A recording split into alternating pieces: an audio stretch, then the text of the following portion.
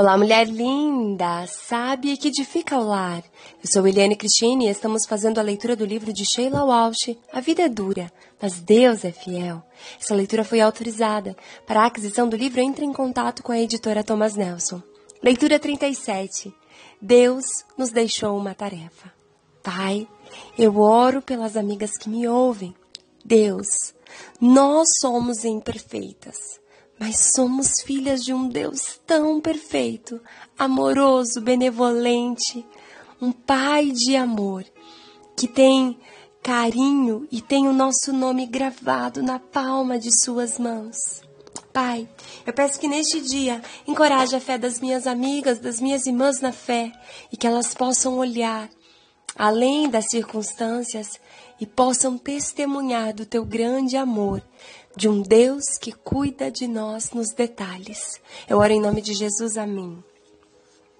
Uma canção nasceu naquele pântano. Alguns dias depois, quando nosso avião decolou no aeroporto de Manila, algumas palavras de uma parábola conhecida de Jesus não saíam da minha mente. Pois eu tive fome e vocês me deram de comer. Tive sede e vocês me deram de beber. O que vocês fizeram a alguns dos meus menores irmãos, a mim o fizeram. Mateus capítulo 25, do versos 35 ao 40. Eu já estava pensando em uma música que algum dia seria incluída em um de meus álbuns. Quando voltei aos Estados Unidos, eu me juntei a Rod Trott e John Sweet para produzir a música Anjos com Rostos Sujos, uma canção que seria incluída no álbum Então Diga. Confesso que as letras fazem uso da liberdade poética, mas uma mensagem importante está nelas.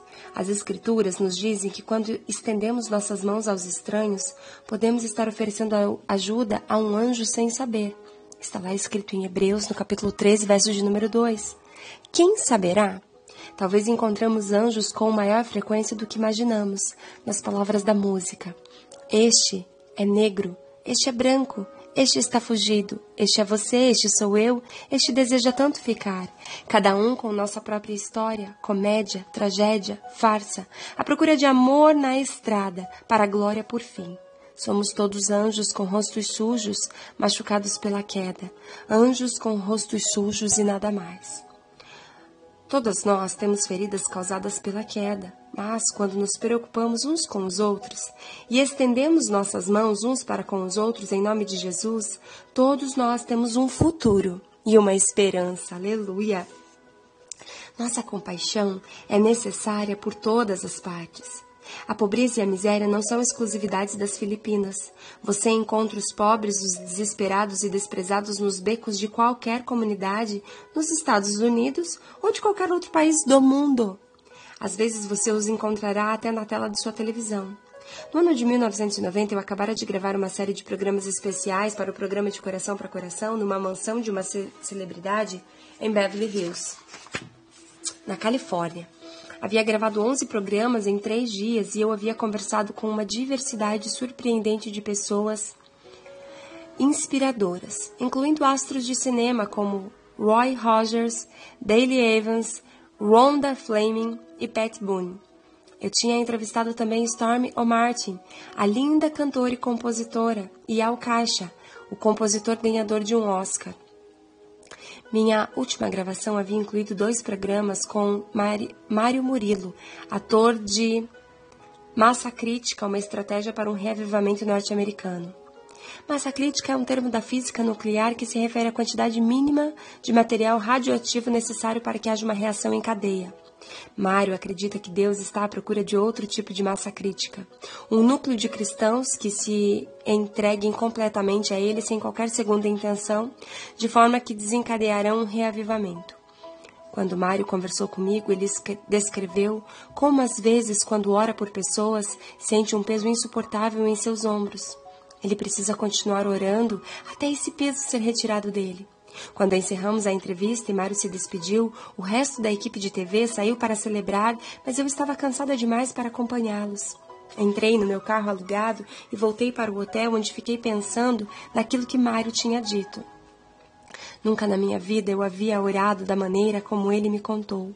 Nunca havia sentido um peso insuportável de forma que Deus parecia compartilhar seu coração comigo. Comecei a perguntar a Deus se isso era algo que ele compartilhava apenas com algumas pessoas. Liguei para o serviço de quarto, pedi um hambúrguer e uma xícara de café e liguei a TV. Estava passando o programa do Geraldo Riviera. Eu nunca tinha assistido ao seu programa, mas já tinha ouvido que ele era sensacionalista. Quando ia mudar de canal, percebi que seu tema era a prostituição de adolescentes. Decidi assistir e ver o que ele teria a dizer. Suas 5 convidadas eram todas adolescentes que haviam trabalhado como prostituta nas ruas de Nova York. Todas elas haviam decidido abandonar a mais antiga das profissões e agora estavam no show para dizer a Geraldo e a seus filhos de espectadores como havia sido a experiência de vender seus corpos na rua. 4 das garotas eram um pouco convencidas, mas uma falava lucidamente sobre sua incapacidade de fazer jus às expectativas de sua família. Ela havia sido levada para uma vida nas ruas, havia se viciado em drogas e acabou entrando na prostituição para sobreviver. A garota descreveu como seu declínio havia sido não natural. Ninguém passa de uma vida relativamente normal para uma vida de drogas e prostituição num único dia.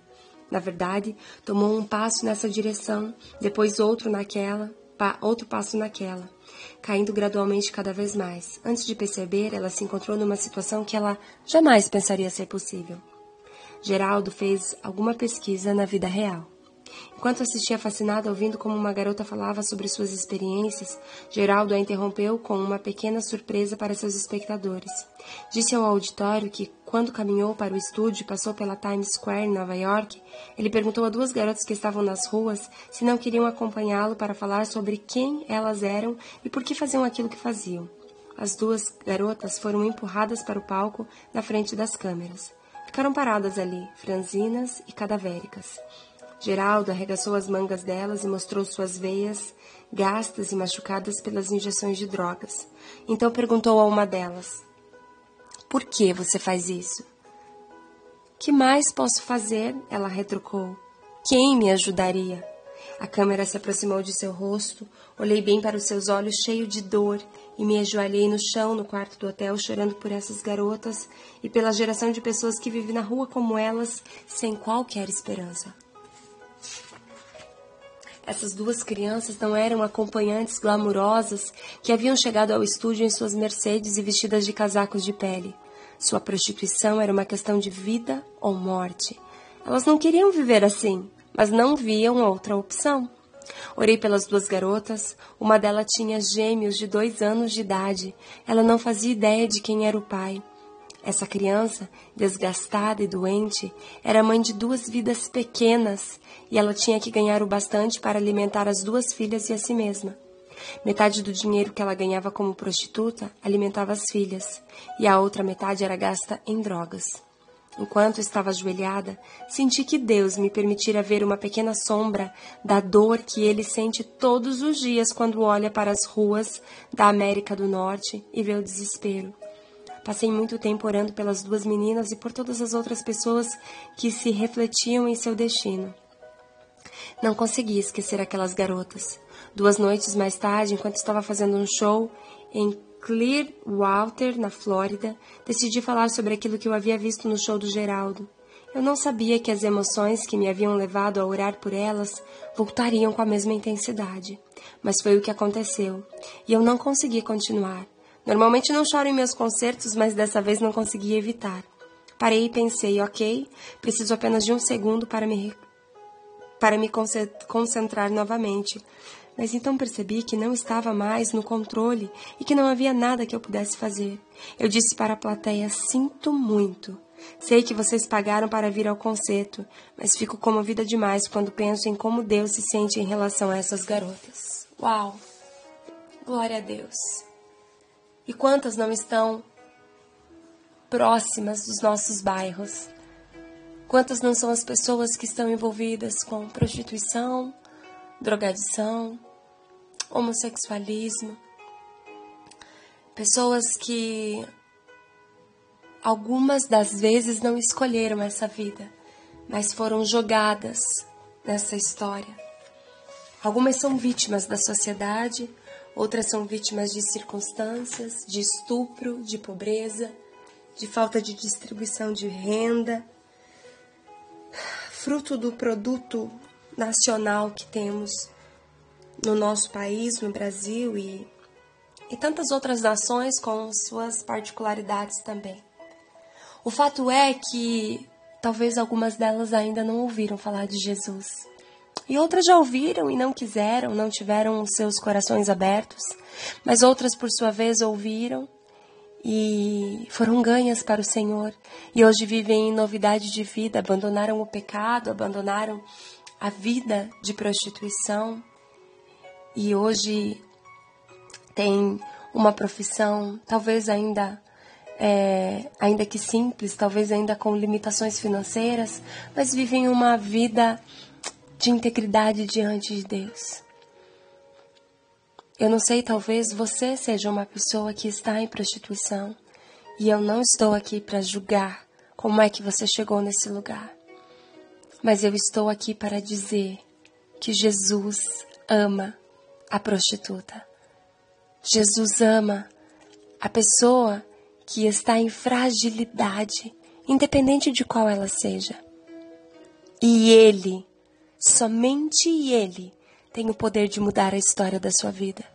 Então eu quero te convidar a você, em seu momento em que você consiga estar sozinha, que você possa dobrar os seus joelhos e clamar sinceramente a Deus, dizendo: Deus, eu reconheço que sou pecadora, assim como todas as outras pessoas.